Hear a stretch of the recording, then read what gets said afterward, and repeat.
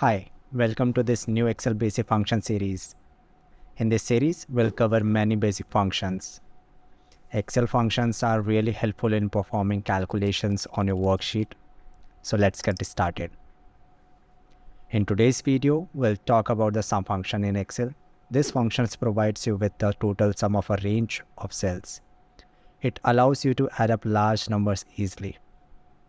So here we have a sheet with some salespeople and their sales amount. Now, here we'll use the sum function to find out the total sales. The syntax of the sum function is simple.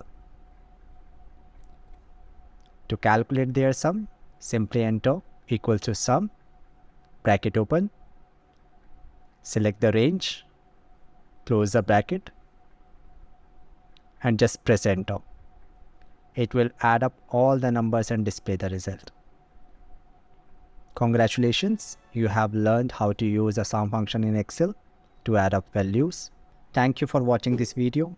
In next episode, we'll explore another important Excel function. So, stay tuned.